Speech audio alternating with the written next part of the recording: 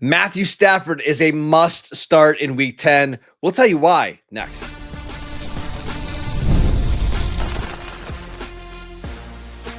You are Locked On Dynasty Football, part of the Locked On Podcast Network. Your team every day.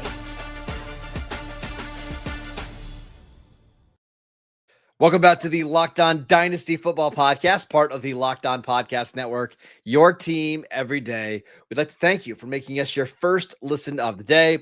Today's episode is brought to you by Gametime. Download the Gametime app, create an account, and use promo code LOCKEDONNFL for $20 off your first purchase.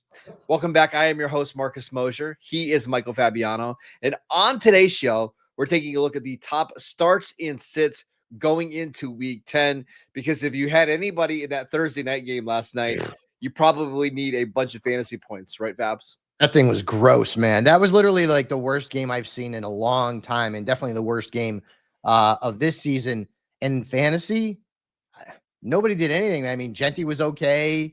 Troy Franklin got in the end zone. Franklin was a good, streamer, which I had over at Sports Illustrated, but everybody else was an absolute dud. Are you feeling a little worried about Brock Bowers after last night there, buddy? That was terrible, man. I mean, I've been worried about Brock for a long time. I mean, he looks really, really rough. Hey, Troy Franklin, do you know that he's averaging 9 targets over his last 4 games? More than Cortland Sutton, too. Yeah, happening. Yeah. Yeah, starting to happen. All right, let's talk about our top starts and sits here for week 10. Let's start at the quarterback position. We both love Matt Stafford this week. Why is he a must start? Look at the numbers he's putting up, like so quietly. 16 touchdowns in his last 5 games. Do the math. More than 3 per game.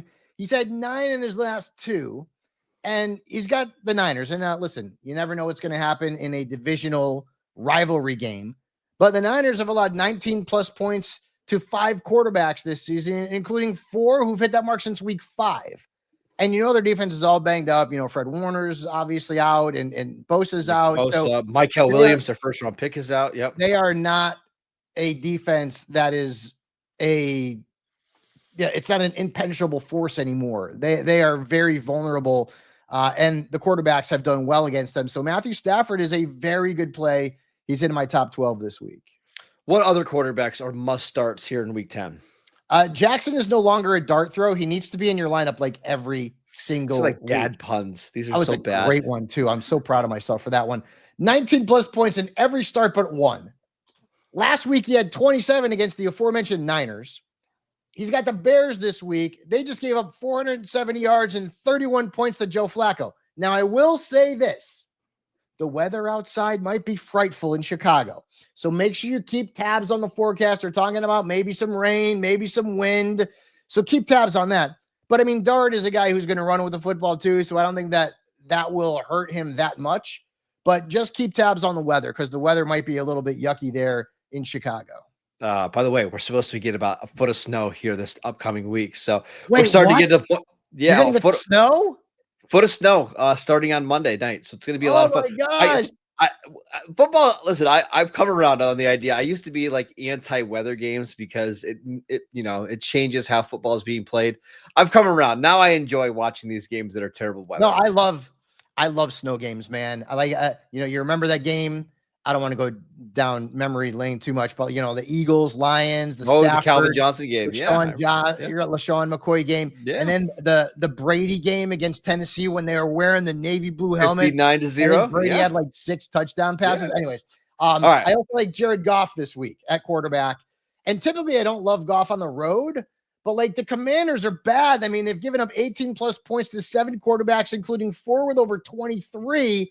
And Sam Darnold just made them look just terrible last week. And so I do like Goff in this matchup. Any quarterbacks this week that you are trying to avoid if possible? Yeah. And I mean, listen, you got 4 teams off. These, these guys, but typically they're matchup-based starters. So let's start with Tua. I mean, he's got the Bills this week. Their defense hasn't allowed a quarterback to score more than 14.6 points since week 2. And Patrick Mahomes had 10.5 last week. That's not good. So all these players are super flex options only. Trevor Lawrence, same kind of thing. And I liked him last week, and he had over 21 points. But he's not in a good spot this week against Houston. They've allowed the fewest points per game to quarterbacks, and their defense held Lawrence to 7.8 points in week 3. And I don't know if Brian Thomas Jr. is playing at this point right now. He hasn't practiced. We should mention with Tua, like he's historically struggled with Buffalo. Yes. Bills kind of just have his number. Yep. Sometimes in these division games, a good quarterback can overcome a good defense. Like I'm going to use our guy, Dak Prescott. Like Dak Prescott has always played well against Philadelphia, even when Philadelphia has a good defense. That's not the case for Tua. If you can, I think this is a good week to put him on your bench. Yep. And Justin Fields as well. We're assuming he's going to start this week. Tyrod looks like he's healthier, but hey, Fields won a game. So I guess that's good for the Jets. But, Myles Garrett, the Browns defense, they've held all but 3 quarterbacks to fewer than 15 points this season. I love the Browns defense in this game, and I don't love Justin Fields. Let's transition over to running backs. And again, this is a tough week for running backs, but who are the guys that have to be in your starting lineup this week outside of all the obvious names? Yeah, and I think Rico is kind of becoming obvious, at this point because he's been so good. He did pop up on the injury report, so make sure you keep tabs on his status. But he saw 27 touches last week. He had 28 points. He has now scored 28 plus points in all 3 of his starts this year for Carolina. So I put him in here because this is a great matchup too against the Saints. They've allowed 14 plus points to 8 running backs this year. So Rico is a obvious must start. I think you get Quinshon Judkins back in your lineup. The shoulder injury is seemingly nothing because he's practiced and there's no issues. Yep. The Jets have allowed 13 plus fantasy points to 7 running backs this season. 3 have gone over 20. And who did they trade earlier this week, Marcus? I don't know. Who was that? Remind me. Was that guy, Quinnen? What's his name there? He maybe I think he's going to be okay in Dallas. For the Cowboys now. And he was a big reason why, the Jets defense may have been a little bit more formidable against the run. He's gone. Start Quinshon Judkins and start Jaylen Warren against the Lightning Bolts. Now, last week, I get it. 1.9 yards per rush. I mean, Marcus could do that. Well, maybe. I couldn't. 16.9 points because he scored 2 touchdowns. The Chargers defense since week 5 has allowed 3 different running backs to beat them for at least 27 points. So I really like Jaylen Warren this week. Yeah, and the Chargers defense, this is what was the number 1 scoring defense last year, or they might have been number 1 in yards per game. They're just not that same unit. And I know Derwin James is back and healthy, but we saw Bill Krosky-Merritt tear this Chargers team up just a couple weeks ago.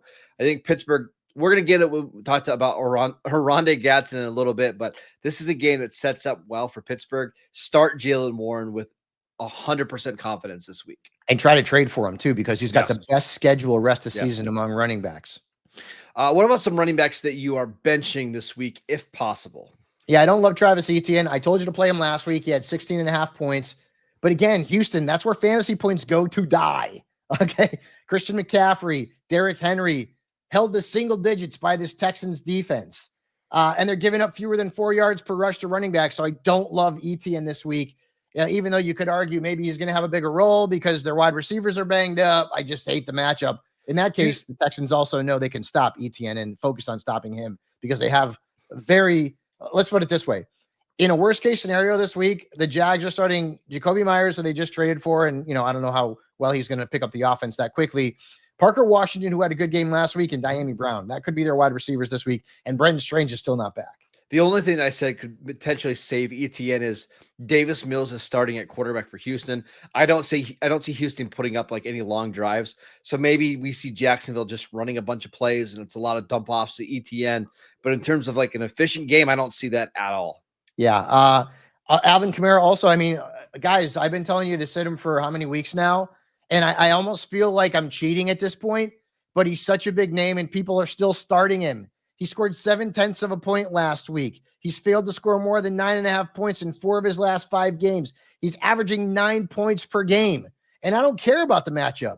Okay. Carolina's not this great defense against running backs, but Kamara's done, guys. He's toast.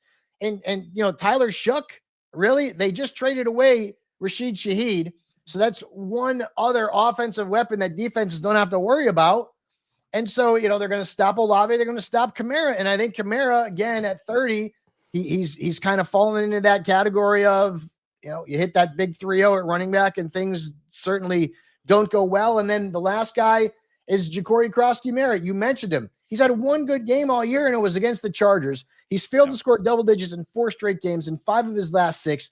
The Lions have only allowed one running back to beat them for more than 14 points this season. And you're starting to see more of like Jeremy McNichols. And like, I wonder if the Commanders are thinking, we may have made a mistake trading away Brian Robinson early in the season, because Krosky Merritt's not getting the job done. And not for nothing, I don't like anybody in the Commanders offense this week, except for Marcus Mariota, if you need a quarterback and you're hurting at that position. And that's it. Like, this whole offense is just, it's a bad unit right now. They're not producing a lot of fantasy points. Stay away if possible. Even Debo, Mark. Away. And you know, you would think, well, I like Debo this week because McLaurin's not going to play, but Debo hadn't done anything lately. He was very good earlier in the season. He's been brutal lately. I just wonder if he's not 100%. All right, let's talk about some of the top wide receiver and tight end starts for week 10, including Rome Odunze. We'll get to that next.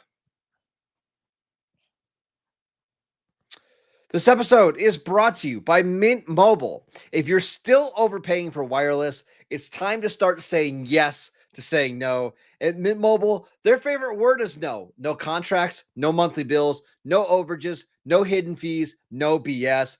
I said yes to making the switch, and now I'm getting premium wireless for just $15 a month. Mint makes it simple. All plans come with high-speed data and unlimited talk and text delivered on the nation's largest 5G network. You can even bring your own phone and keep your same number and contacts. The setup is super easy. You keep your number and you're off and running in just minutes. Are you ready to start saying yes to saying no? Make the switch to mintmobile.com at /LockedOnNFL. That is mintmobile.com/LockedOnNFL. Upfront payment of $45 required, equivalent to $15 a month. Limited time new customer offer for only the first 3 months. Speeds may slow down above 35 gigabytes on the limited plan. Taxes and fees extra. See Mint Mobile for details. This episode is brought to you by Gametime.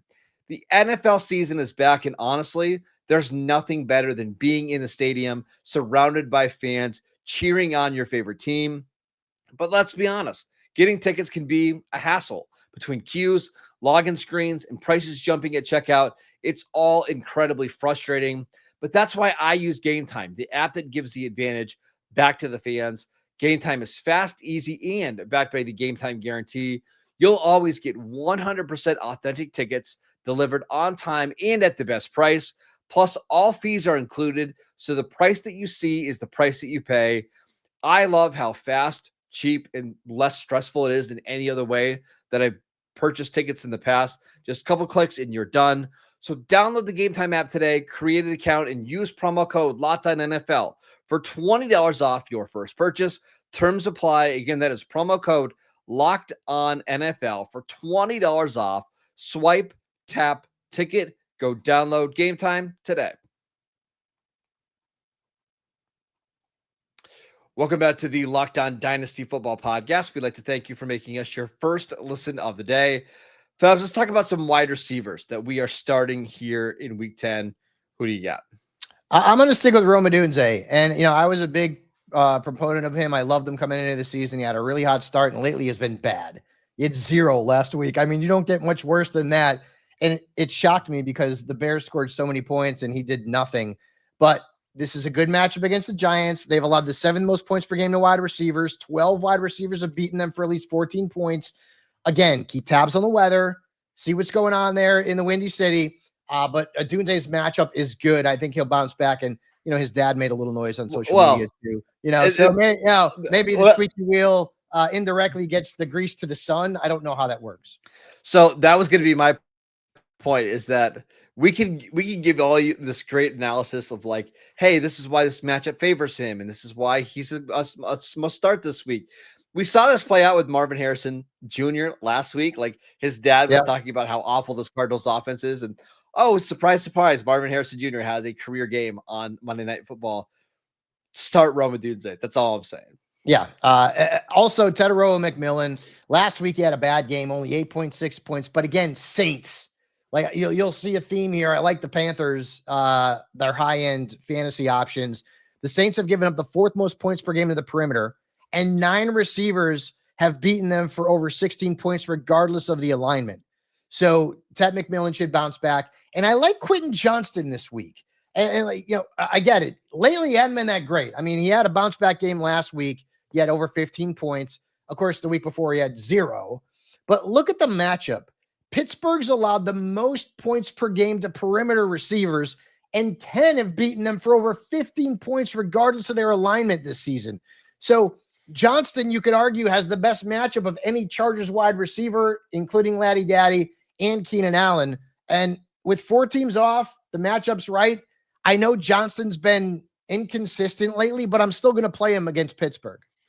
So let's dive into this one really quickly, because I think I actually agree with you a little bit. Like, we're seeing Jalen Ramsey's like you're shocked. I agree with Fabiano. What the heck? Well, I have mixed. No, it's not that. I have mixed feelings in this game, because the Chargers pass offense, when Joe Alt is out of the lineup, is one of the worst in the league. And they are down several offensive linemen this week against Pittsburgh, who has maybe the best pass rush in the NFL with TJ Watt, Nick Herbig, Alex Highsmith, Cam Hayward. And we know what can happen to this Chargers team when they can't protect Justin Herbert. But with all the injuries the Steelers have at safety, and with Jalen Ramsey moving from corner to safety, I do think of all the players, Johnson's probably the best bet. They're going to be able to block at least on a couple plays to hit him down the field. I like it as a what the heck flex. Yep. And that's why I have him in here, because people have questions about whether or not to play him or not. And I think you should this week because of the matchup and the points that you mentioned. All right. What about some wide receivers that you are sitting here in week 10? Let's stay with the Steelers and Lightning Bolts. I listen, guys, these 3 players, I know you probably have to play. I get it. But DK Metcalf has failed to score more than 8 points in 2 of his last 3 games. And the Chargers have allowed 1 touchdown to a receiver who started his route out wide. 1. Yeah. And only 2 defenses have allowed fewer points per game to wide receivers than LA.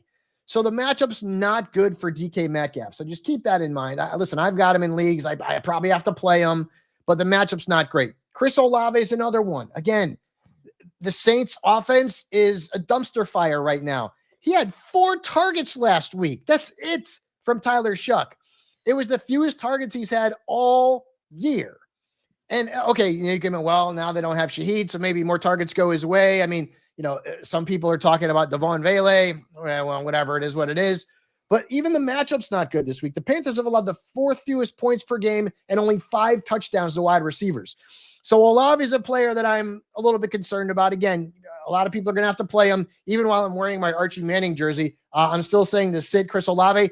And I'm going to go back to the Jordan Addison well again. I'm sorry, I don't love J.J. McCarthy and what he's done to the receivers in this offense. I had him as a sit last week. He had a great matchup. He had 8.4 points. J.J. McCarthy has not completed more than 14 passes in the start this year. And I know it's only been 3. It's a small sample size, but why do you think that is? Because they don't trust him. They don't trust him to have to throw the ball a ton.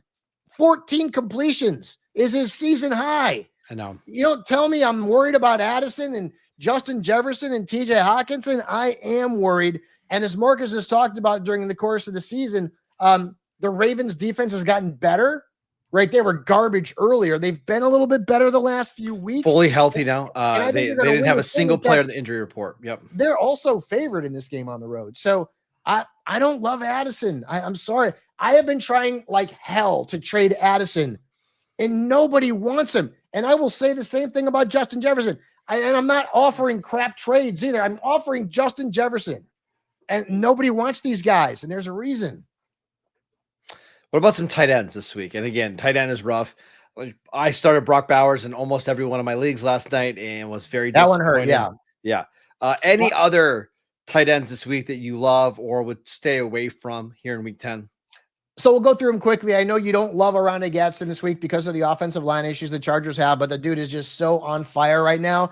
I don't know how you sit him. And the Steelers have allowed the 3rd most points per game at tight ends. 5 have beaten them for double digits. Dalton Kincaid's a good play this week against Miami. And I will admit, I whiffed real bad on him last week. I did not like him. The Chiefs were really tough on tight ends. It didn't matter. He went nuts. Miami's given up the 5th most points per game to tight ends. So start Dalton Kincaid. And Dallas Goedert has quietly been maybe the best bargain in fantasy football among tight ends when you're talking about ADP. He's averaging more than 14 points per game, and he's failed to score double digits once. That's it. And now you've got the Packers. No defense in the league has surrendered more catches per game on average to tight ends than Green Bay. So Dallas Goedert's a really good play. And it's nice to have somebody on that Monday Night Football game just to root for if you're down, 10, 12 points. Any tight ends that you are sitting here in week 10?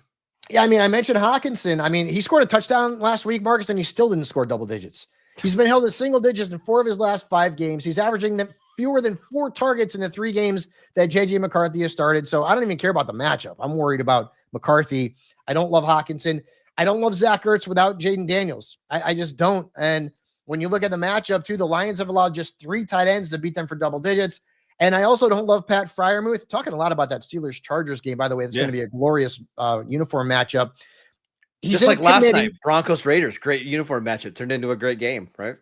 The only thing good about that game was the uniforms. I got to tell you that right now. But Freiermuth scored last week. He's now scored 3 times in his last 3 games, but he only has 2 games with more than 6.1 points, and he's in that tight end committee in Pittsburgh. The Chargers have also allowed the 6th fewest points per game to tight ends, so I'm fading Freiermuth and all the Steelers tight ends, really. All right, let's talk about the top streamers here ahead of week 10. Players that you can put in from your bench or maybe even your waiver wire into your starting lineups. We will get to that next. This episode is brought to you by PrizePicks. You and I make decisions every single day, but on PrizePicks, being right can get you paid. Don't miss any of the excitement of this sports season, whether you're following the NFL, the NBA, or both. There has never been a better time to jump in on the action. And if you haven't tried it yet, PrizePicks is the simplest way to play. Just pick more or less on at least 2 player stats, and if you get them right, you win. It takes less than 60 seconds to make your lineup, and you can play anywhere that PrizePicks operates, including California, Texas, and Georgia. One of my favorite features of the app is that if one of your players leaves early, the injury reboot saves it from a loss. Nobody else is doing that right now. Plus, you can do some stacks. You can pick more on like Steph Curry's points, threes, and assists in the same lineup. So download the PrizePicks app today and use promo code LOCKEDONNFL to get $50 in lineups after you play your first $5 lineup. That is promo code LOCKEDONNFL for $50 in lineups after you play your first $5 lineup. PrizePicks, it's good to be right. Welcome back to the Locked On Dynasty Football Podcast. We'd like to thank you for making us your first listen of the day. For your second listen, check out the Locked On NFL Podcast. 2 shows every single day, 1 in the morning with Tyler Rowland, 1 in the afternoon with Tony Wiggins, available wherever you get your podcasts. All right, Fabs, let's run through some streamers here ahead of week 10. Who are some guys that you want in your lineups? So Zach Charbonnet has been kind of hard to trust because he's in that committee with Ken Walker. I would argue that he's been the better of the 2 fantasy running backs this season. Walker did get the start. He's continued to start. He actually had more touches and more snaps played last week, but I still like Charbonnet this week against the Cardinals. They've allowed 12 or more points to 8 running backs, including 4 with 18 plus. So Charbonnet is a startable asset this week. The Woodman, Woody Marks, and I know he had 2.7 points last week. Not a great game. That was against Denver, but he has scored 12 plus in 3 of his last 4 before that game. And he's seeing enough touches on a weekly basis to be a flex starter. And he's also catching passes out of the backfield. And the Jaguars have allowed 3 running backs to beat them for over 18 points since week 4. So Woody Marks is a nice option. Jameson Williams, you guys may disagree that he's a streamer, but guys, I mean, he hadn't been great this year at all. Like, it's not like you're just throwing him into your lineup, haphazardly. But I do like him this week against the Commanders. 14 wide receivers have beat them for double digits this season. And regardless of alignment, their defense has given up the 6th most points per game to wide receivers. And I talked about Jameson Williams as a guy I want to trade for, which I did in one of my dynasty leagues. I think he's going to start turning things on, and he has over the last 3 weeks with 2 games over 16 points. Also love Romeo Doubs against Philadelphia. Doubs just continues to produce really good numbers, 16.1 points last week. He scored double digits in 4 of his last 5, and now no Tucker Kraft, which means maybe a few more targets go Dobbs' way. And the Eagles have allowed 9 wide receivers to score over 12 points against them. And then finally, Cade Otton against the Patriots. Their defense does not have a lot of flaws, but they have been bad against tight ends, allowing 6 to score more than 11 points against them this year. And remember, no Mike Evans, no Chris Godwin. It looks like no Bucky Irving. So Cade Otton could end up being the second or third option in the passing game for Baker Mayfield. And he has scored double digits in 3 of his 4 games before the bye week. I got to be honest with you, Mark. I'm starting Cade Otton as a flex in a bunch of leagues this week because I kind of have to, and I do like the matchup. And what do we say about these like tight end streamers? You're just trying to find guys who are not going to give you zeros, right? Right. And for Otton, he's got a role in this offense. He's an every down player. And, his usage depends on the week, but he is somebody that's a good pass catcher. He's probably going to get you at worst 4 catches for 35 something yards. And again, it's just making sure that you can get to the next week and you survive at that position. I wanted to ask you about Luke Musgrave. You mentioned the Tucker Kraft injury. Is Musgrave somebody that you're starting this week if you need somebody, or would you rather wait a couple weeks to see how it plays out? I can't. I mean, we can't wait. There's just so few tight ends who have the potential to give us, 10 points. And that's all I'm looking for is 10 points out of Luke Musgrave. Obviously, Tucker Kraft was a better tight end, although Musgrave was drafted ahead of him in that same year by the Packers. But the bottom line here is that the Packers utilize the tight end in the offense. Is he going to get the same number of targets as Tucker Kraft? I would guess no. Do those go to, Romeo Doubs or some of the wide receivers? Maybe a little bit more there. But we are just looking for 8 to 10 points. And I am starting Musgrave again. Like I'm in some tight end premium leagues. I'm starting him as a flex. I'm rolling the dice with him. He's a good player and he's a good pass catcher. He's just not as good as Tucker Kraft. But we've also seen, some tight ends this year put up numbers who are not, especially talented or elite from a fantasy perspective. So, yeah, I mean, he's got a number 1 role. So he's going to be out there. And you're going to see a lot of that this week at tight end. You're going to see a lot of people starting, the Cade Ottons of the world. You're going to see a lot of people starting the Theo Johnsons of the world. Again, watch the weather. And you're going to see a lot of people starting the Luke Musgraves of the world this week because 4 teams off and the position's a dumpster fire. Last thing before we go, I'm still working on this take. This is a half-baked take.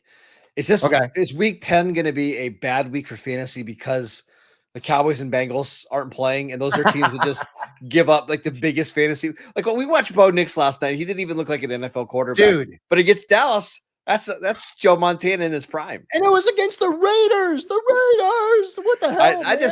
But is it a good thing that the Cowboys and Bengals aren't playing because now we get some competent football? It's not because they give up fantasy points like, Santa gives away gifts on Christmas Eve.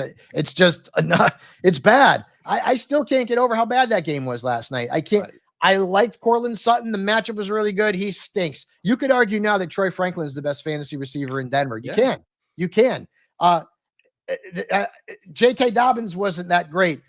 R.J. Harvey, I streamed him in a league. Nothing. And then, even the Raiders guys that we needed. Okay, Aston Genthy had a good first quarter, and then the rest of the game, he really didn't do much. Yeah. He gave you double digits. Okay, you'll take it. The one that shocked me was Brock Bowers had 1 catch. Now, maybe this is something. Jake Ferguson was held to no catches by this Broncos defense. It might just be this Denver defense. Maybe the Denver defense is just so nastily good against tight ends that you don't want to start anybody. Well, I mean, you're going to play Brock Bowers. You'd be crazy not to, although you'd be crazy like a fox to not have played him last night. Maybe Denver's defense is just that nasty good against tight ends. All right, that is it for today's show. We want to thank you for making Locked On Dynasty Football your first listen every single day. Go download the podcast wherever you get your podcasts. We are free and available on all platforms. Follow Fabs on Twitter at Michael_Fabiano. I'm at Marcus_Mosher. Enjoy week 10. We'll see you right back here on Monday to break it all down.